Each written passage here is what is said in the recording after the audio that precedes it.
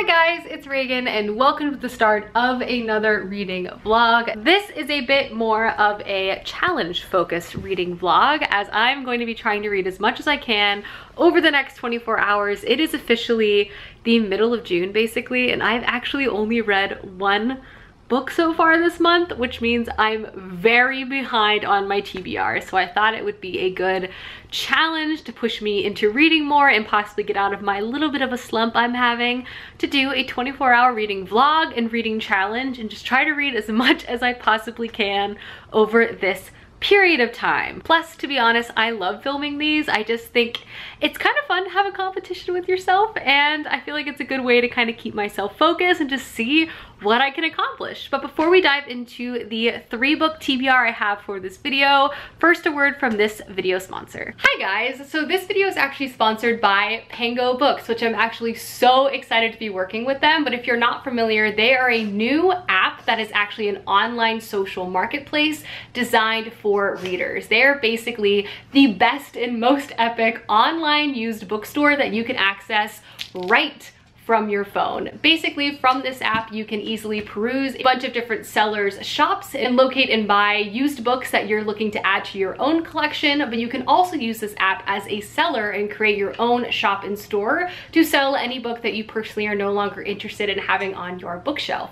I actually first learned about this app from Starla, who used it to unhaul a few of her books right before she moved herself, and I'm basically trying to channel some of that energy because I also have a big upcoming move and I need to personally pare down my collection a bit. Obviously, as a book lover, I do purchase and buy a bunch of books to add to my collection, but you guys would be very proud of me as I'm actually partnering with pangobooks to unhaul a few books from my shelf to list on my own shop page. So I'm actually going to be doing a book unhaul later on in this video, and you guys can actually see and shop those books from this video via their app. But a few more things about the app that I personally love is honestly just their interface. Whether you're looking to shop or sell, it's really easy to just navigate around the app. The search function is fantastic. You're also able to follow stores, so if you find a seller that has really similar taste to you, you'll be sure to never miss one of their future listings. Not to mention, if you're a seller, it's just so easy and seamless. This is an app specifically designed for the selling of books, so all of their features are really thoughtful and geared toward book selling and book shopping, which I think is amazing. Specifically, I find their shipping to be impeccable. It's so easy. Once someone purchases a book from your store, they send you an email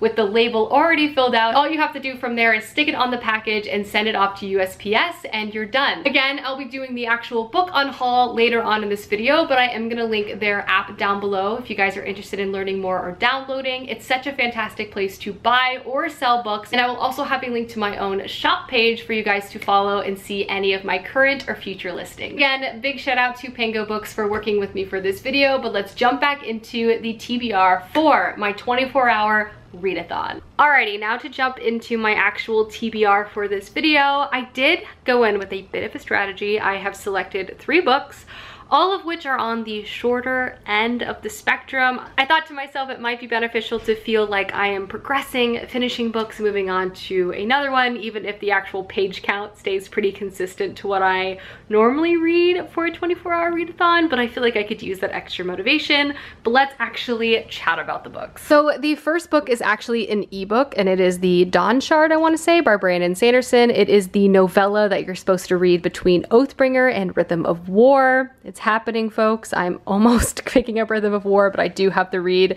this novella in between. I'm really excited to actually pick this up as it kind of follows some characters that don't get a lot of screen time within the main series, so I'm looking forward to seeing their side adventures. And I also think it features Rock pretty centrally, whom I just adore so much. I love him within the Bridge Crew, so let's see what's happening there. And then the 2 full books I hope to possibly read over the entirety of this 24 hours is first Lost in the Neverwoods by Aidan Thomas. I really love Aidan Thomas's books. I read Cemetery Boys last year and adored it, and this is their new release. It's basically a Peter Pan YA dark atmospheric retelling set in the Pacific Northwest. All of those things really call out to me, and given how much I just loved the writing, the characters, and the banter present in his first release, I just feel this will be an absolute knockout. So highly anticipating this. And then from there, I want to start, if not finish, The Memory Police by Yoko Ogawa. This is a translated work nominated for the National Book Award, as well as a piece of speculative fiction kind of set in a futuristic dystopian-esque society on this island where there's a police that make people forget things. It follows a writer and her editor as they're basically trying to survive and also keep their memory alive. Here, this is ambiguous and atmospheric and just one that will make me think. So I don't know, I feel like I'm going to really enjoy this.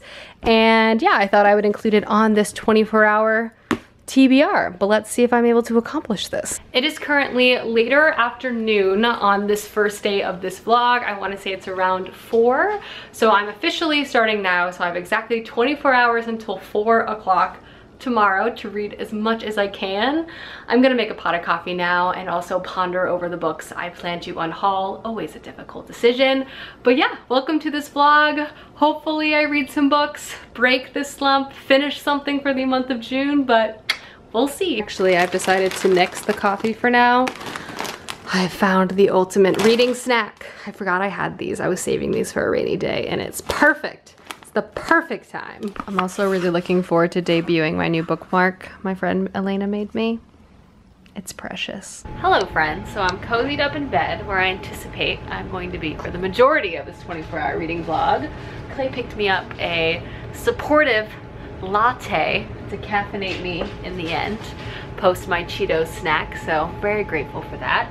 But I've decided my first book of this vlog I'm going to read is Dawnshard by Sanderson.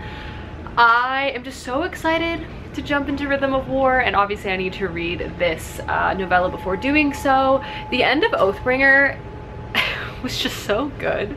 Like, I got chills so many times of reading that sort of last sequence of Oathbringer that I just can't get enough. I can't get enough of the writing, can't get enough of the world, and I've just been so looking forward to picking up this novella. So that is what I'm gonna start this 24-hour reading vlog with. It's about 200 pages long, so I think that's also a decent chunk to start with. So that's what I'm going to do now. I'll check in a bit, but first, reading. I'm gonna try to just read straight through this 200 pages right now, so wish me luck. Hello world. So I've read 100 pages and I'm really liking this novella so far. It actually follows one of my favorite side characters that you actually, I think, meet in The Way of Kings, but her chapters are just sort of sparse, and it's Ryson, I think is her name. She's essentially like a merchant, trader, and she's also a ship captain, and she's basically spent her entire life sort of traveling the world as a merchant. And you follow her kind of from the beginning of her training through the early parts of her professional career. Due to a variety of circumstances, she's also had a personal journey as well that you've kind of seen hints at, which is why I'm so thrilled that this particular novella centers her so much, because I just think she's a really interesting character. And I also appreciate her as it kind of connects to this world, because so many of the characters we follow are either very military geared for obvious reasons, as this is a very large conflict within the Way of Kings, or sort of directly related to the military, or are scholars. So her particular character being more of a merchant and being more associated to like the Thaylen political structure, a unique point of view within this world. Not to mention, who doesn't love a good side quest? Like, everything that we're encountering within this novella is important. You're supposed to read it before starting Rhythm of War and after reading Oathbringer, so like everything that's going on is very relevant.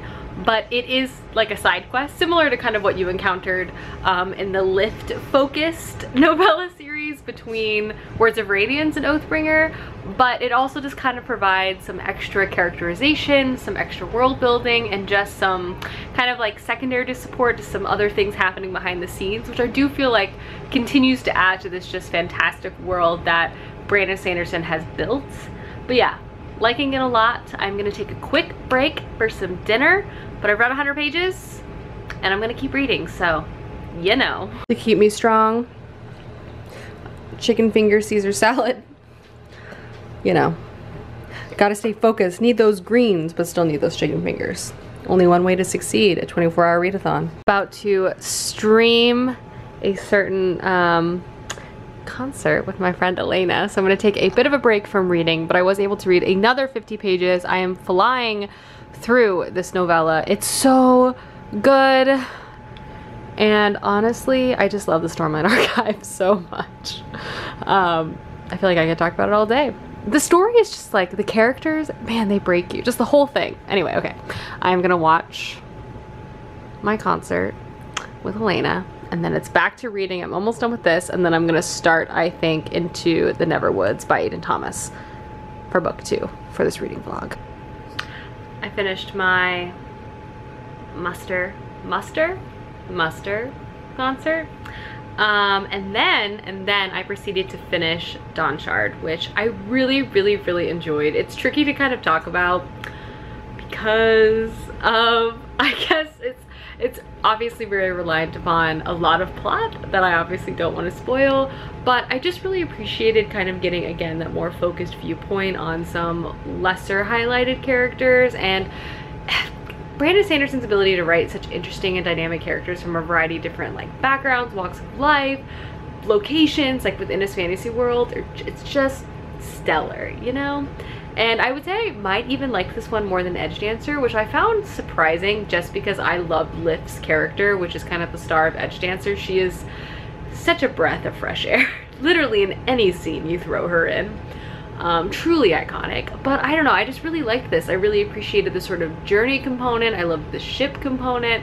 Maybe I'm a sucker for ship stories now ever since Ship of Magic, who knows, but I'm now going to hop in the shower, refresh, get ready for another marathon sprint of marathon sprint. I think those words are supposed to go together. A marathon of reading tonight, but I figure a shower will energize me, wake me up a bit, and I will start my second book, but I've already read just about 200 pages for this 24-hour reading vlog.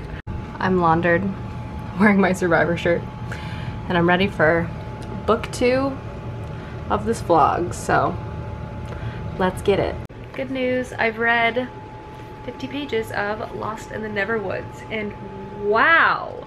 I had a feeling this book was going to be kind of atmospheric going in, but the vibe of this story is intense. It has this sort of like eerie, almost mysterious, well, not almost, it has a mysterious quality to it, and it's written with a tension that got my heart racing like within the first 50 pages right away. But as I've already mentioned, this is a Peter Pan retelling, kind of like a modern Peter Pan retelling. We follow our main character, Wendy, and she lives in this small town in the Pacific Northwest, and 5 years ago, she and her brothers went missing. And 6 months later, she was found in the woods, but she had no memory of what happened, and her brothers still have never been found since. Now, 5 years later, there seems to be disappearances happening again, and no one really knows why. And there also is this boy that kind of appeared out of nowhere named Peter, and he has been looking for Wendy this entire time. Again, this story kind of has this sort of eerie, mysterious quality to it. I love a modern retelling. It's just something I in general really enjoy. This book really has that sort of classic small town suspicion, and Wendy seems to be kind of at the center of that because she was involved in such a horrible event 5 years ago but has no memory. People are kind of wary of her. Her situation is very unusual, and when these disappearances kind of start again, everyone is kind of looking at Wendy. Obviously, this event was also incredibly traumatic for both Wendy and her family, so there's obviously obvious emotional fallout from an event such as that. Obviously, I've only read 50 pages of this book so far. Like, I have so much of the story left, but the overall vibe and setting and just the inspiration has really drawn me in. I've only really met Wendy so far, her mom and her best friend, but all of the sort of primary characters I have encountered I really like. I'm gonna keep reading. This book definitely, as I said, like kind of got to me already, so we'll see how far I'm able to read. I do plan to stay up and read as much as I possibly can, obviously for this challenge, but I always have to be a little wary not to mess my sleep schedule up too much because work.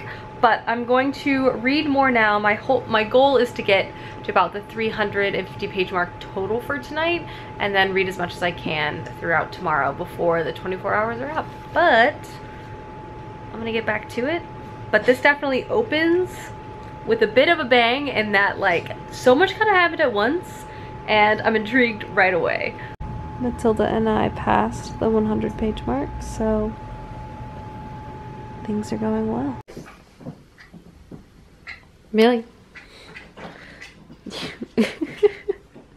Good morning, everyone. I'm up and dressed, wearing a sundress today. I'm happy to report I read over 200 pages of Lost in the Neverwoods last night. I'm really liking this book, and I will do a more comprehensive reading update in a bit. But just wanted to say hello, good morning. Matilda is going outside.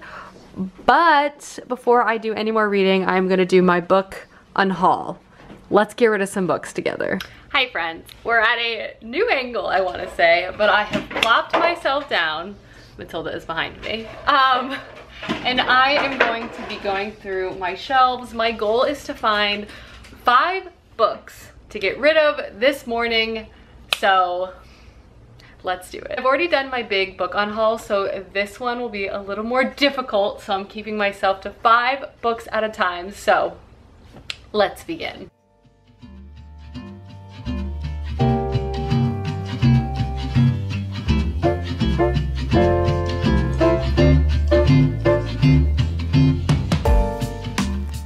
I did it. Let's quickly chat through the 5 books I've decided to unhaul today. Alrighty, quick unhaul time. A quick reminder, all of these will be on my pangobooks marketplace. If you guys are interested in checking them out, I'll have a link to that down below.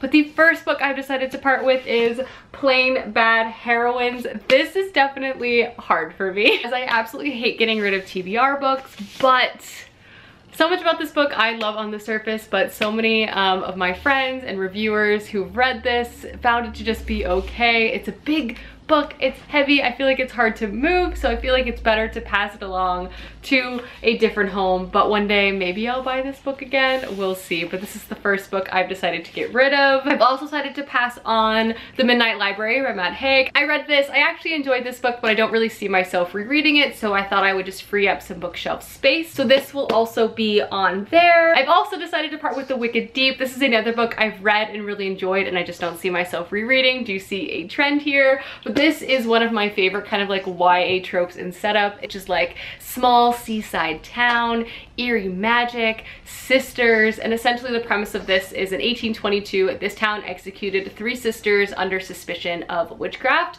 and the town has been cursed ever since until possibly the beginning of this book, and the sisters are kind of like coming back possibly. This is eerie and dark, and I personally really enjoyed it, but I just don't see myself rereading it anytime soon, so to be strict with myself, I've decided to pull this from my shelf. I'm also passing along King of Scars by Leigh Bardugo. This is because I don't plan to read the Grishaverse. As much as I want to read this, I've heard such good things about this and the sequel within this duology. I don't really see myself rereading the Shadow and Bone trilogy anytime soon. Maybe I'll have enough context from the TV show, maybe I'll change my mind, but I do feel a little silly holding on to this because I can't even read it. I need to finish the Grishaverse, which I don't even own those books, so I feel like I should not have this one either. And then lastly, I've decided to unhaul An Enchantment of Ravens by Margot Rogerson. I really loved and enjoyed this book too. Common trend here is I just don't see myself rereading this, but this is a YA fae-centered story standalone. It's really short. This has really lovely writing, lots of fantastic atmosphere, and if you love like fae romance, this is a good one to check out. Alrighty guys, that is my book unhaul. Every single time I'm pulling books off my shelf now, it feels painful, but I did it. But let's cut back into the reading vlog portion. I have done my unhaul duty for the day. Hi, so I wanted to do a reading update as I've read over 200 pages, as I mentioned, of Lost in the Neverwoods, which means I've read over 400 pages so far in less than 24 hours. This is by far and away the most I've read in weeks, so I'm gonna take it as a win. But I'm about 2/3 done with this book, and I'm really liking it. One, I feel like Aiden Thomas has really kind of captured that eerie ambiance and has carried it through so far. All of the book I've read kind of, and I think it pairs really interestingly with the tale of Peter Pan, because Peter Pan is like kind of fun and whimsical, which he also captures with the character Peter, who has kind of come back into Wendy's life. But there is this sort of like dark sinisterness kind of surrounding both characters in the mystery, not only because these children are disappearing, but there's also this sort of dark magical component kind of tied to this forest that surrounds this town, and it seems that the mystery or the danger is connected with this forest in some capacity. But again, it balances really interestingly with kind of the charm and the charisma of Peter Pan, who has conveniently grown up into a handsome 19-year-old young man for our main character, Wendy. And they are working together to try to solve this mystery. And obviously they're in a precarious situation, one, because they are also trying to find Wendy's brothers who have been missing for 5 years, but also locate these other lost children in town. And because the nature of the issue is magical, they can't really rely on traditional sources of help from adults. They kind of have to go through this mystery themselves. That said, I'm really enjoying the inspiration of this tale. Like, this is a true modern day Peter Pan retelling. It's not like character names are changing or even like the overall essence of the story has changed. Peter still has that kind of spirit to him that you would anticipate encountering in a story like this. The magic is there, the pixie dust is there, and instead of being in Neverland, we're in a small town in Oregon. And I love a small town mystery setting. There's something about it. There's something about everyone knowing each other, but also not really trusting each other and everyone kind of being in each other's business. It just really creates a great backdrop to everything going on. And then honestly, outside of the current central mystery happening in this book, there is a lot of emotional weight to everything going on. Obviously, the current disappearances are heavily impacting this town, but really following our main character, Wendy, as she and her family encountered a really traumatic event, as I already mentioned, 5 years ago, with her own disappearance and her brother's disappearing, and her memory of what happened during that event has been completely erased. So throughout this story, she's kind of having to re-encounter all of those emotions and feelings that she had initially 5 years ago. Her memory is also slightly returning, as well as just the wound of those events on her family from 5 years ago really hasn't healed, or it's healed in a way that's created some scars that they're all kind of working through together. So there's just this sort of family component, there's an individual emotional primary character journey, combining with a really enchanting central mystery that's dark. Like, somehow this book is light and dark at the same time, and I'm just really captured by it. And I'm reading it really, really quickly, as you can imagine. I for sure plan to finish this today and move on to my third book, but just wanted to give you a bit of an update as I have read about 2/3 of this story. So yeah. Lost in the Neverwoods, Aidan Thomas does it again. I just really love their writing. I feel like he creates such relatable and rootable main characters. I also really appreciate how he writes friendship within his stories, as well as the kind of emotional romantic dimensions between his characters. I always feel like there's this level of understanding and friendship first, and it just feels really charming, you know? Anyway, okay. I am going to get back to reading now. I need to also accomplish some other things today, so just trying to stay focused, but I have read over 400 pages, so yay. Alrighty, folks. Past the 300 page mark of Lost in the Neverwoods, so that is very exciting. I don't know why I'm pointing behind me, but I filmed a video too. So that was productive. But now I'm gonna make some lunch. I'm really craving oatmeal, so I'm gonna heat up some instant oatmeal, I think, for my lunch today, some porridge, you know, I don't know. And then I'll probably have a snack later. And with lunch, I think I'm gonna watch one sneaky episode of Run BTS because I can't help myself, and then it's back to focusing on reading. I'm gonna finish up Lost in the Neverwoods, which I have about 75 pages. Once I do that, I'll have read almost 600 pages, and then I'm gonna start The Memory Police and just try to get as far as I can before my 24 hours are up. But so far, I'm pretty pleased with my productivity level. I do feel like I have been reading a lot more than I have in these past couple weeks, as I have been a bit slumpy. So trying to stay positive. And I would say my overall goal is to try to get around the 800 page mark, maybe a little less, a little more, but we shall see. Alrighty, my paste oatmeal is done. I swear I could like lay bricks with this thing. But let's go see what BTS is up to. This is who I've become, everyone. Distractions are done. I am sitting down now and finishing Lost in the Neverwoods. So I'm going to do that, and then I will wrap up this entire book and start my third book of this 24-hour reading vlog. But it's time to get serious. We're in the final countdown now. Time to finish.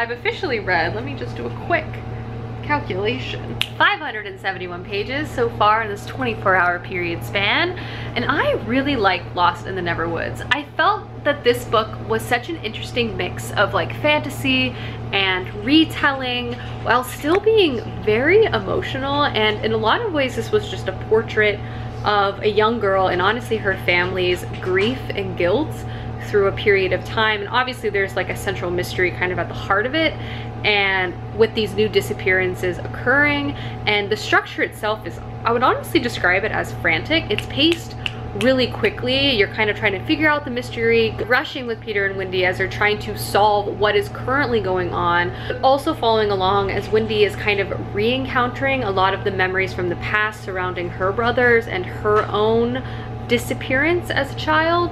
And so much of the story is Wendy kind of confronting a lot of that guilt and those emotions, and feeling at the beginning of this tale really isolated and alone for a lot of obvious reasons, kind of going through that grief and feeling like no one can fully understand you. They can feel for you, they can love you, but they can't fully understand exactly how you're feeling. And with the introduction of Peter, I find their relationship to be really lovely in a lot of ways, because Peter's almost like that life raft for her, kind of showing her kind of joy and sunshine and kind of re-encountering life again, and them together working together to try to solve this mystery. Not to mention they kind of have a shared history and a shared past. Seeing them kind of rely and grow with each other was a really lovely thing through this story. So I feel like this book really combined quite a few elements, like obviously the mystery, kind of a thriller element, a fantastical element, but I think at the heart of it and the best part of this story was Wendy and Wendy's emotional journey with herself and with her family. It was a picture of grief and learning to forgive yourself and letting go of guilt, and I guess like letting yourself kind of embrace life again and other people and stuff. So I don't know, I really enjoyed this book. I didn't really know what to expect going into it, outside of I really enjoyed Aiden Thomas's writing and their debut and his characters in that debut. So I'm pleased to say I really loved the characters in this as well, and just enjoyed the sort of frantic, atmospheric fairy tale retelling with a lot of heart, you know? But anyway, finished my second book, just under 600 pages, so I'm now going to, I think, continue to read a rather emotional story and just immediately jump into The Memory Police. And my goal is to read about 200 pages of this, which is honestly a rather big chunk. This book is not very long, so I'm hoping I can buzz right along through this and just see how much I can read. But I'm going to get started on this now, and I'll keep you posted.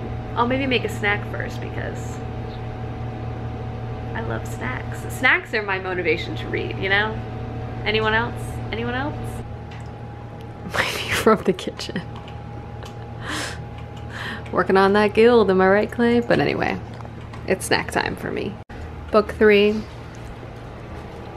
It's happening, folks. Stepping in the other room because Clay is playing WoW with his friends in the kitchen. But I've read a quick 50 pages of The Memory Police, and I am really gripped by this book right away. I have really high expectations for this story, and I feel like it's going to be one of those sort of mysterious, maybe unclear, not fully wrapped up kind of tales, like one that you can reread and kind of pull different things at different times, if that makes sense. But a bit of context of what this book is about. It's basically set on this unknown, unnamed island, and essentially things disappear. There's something called memory police, and at any point in time they essentially can just decide that something is no longer going to be a part of society. From birds to fairies to perfume to emeralds, like whatever it is, they will erase it from the populace's memory and also destroy any remnant of it. But the strange thing that also happens is, while the majority of people will forget when things disappear, there seems to be a small remnant of the population that does not forget, and so they are kind of like forced into hiding.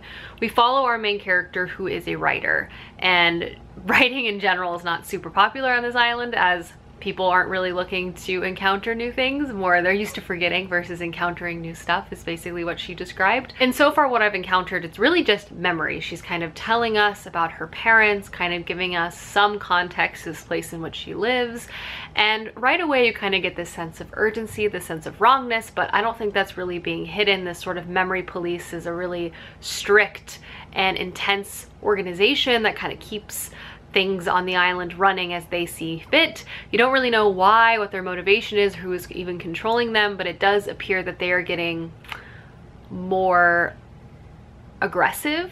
And also at the beginning of the story, our main character basically takes in her editor and hides them in her home from the memory police. So far I'm just really captivated by this setting, this overall idea. I really appreciate how the chapters are. They're pretty short, but I do feel like things are like subtle, but there's just like so much being said, you know what I mean? In some ways it's reminding me of The Giver. Like the books are very different, similar actually in some important ways in terms of like memory and remembering stuff, but The Giver was like one of my favorite books of all time growing up. I've reread it so many times, so clearly I have a fondness for this concept in terms of what they're kind of exploring, but obviously the overall meat of the story is very, very different. But this sort of idea of like erasing things and people kind of going about society like not remembering stuff and kind of the burden of the memory, you know? But anywho, I've read 50 pages. I'm really liking this so far. And I'm gonna continue to read. We'll see how far I can get. Maybe I was a bit too optimistic about that 200 page mark, but I think I can at least pass the 100 page mark. So I'm gonna keep trucking along. Just past the 100 page mark. It's happening. Also, how the light's hitting this book. Am I an artist? Is this art? Hi friends, and welcome to the end of the vlog. A few days later, I just wanted to pop in and wrap up everything I was able to read over the course of this 24 hours. Well, I'm happy to say I was able to read just under the 800 page mark, which I am personally really happy with, and I was able to basically read 2 entire books and an entire ebook, so I've definitely gotten myself a bit more on track for the month. But to quickly go over everything I was able to read, I read the entirety of Dawnshard by Sanderson. I really loved this ebook. It followed just so many of my favorite characters. I was wrong. I thought I was gonna follow Rock going into this. It did not, but it did give us a lot of Lopin. Hopefully I'm saying his name right, but he is just hilarious. So I really enjoyed Dawnshard, and I'm looking forward to starting Rhythm of War soon. And then I also read the entirety of Lost in the Neverwoods by Aiden Thomas.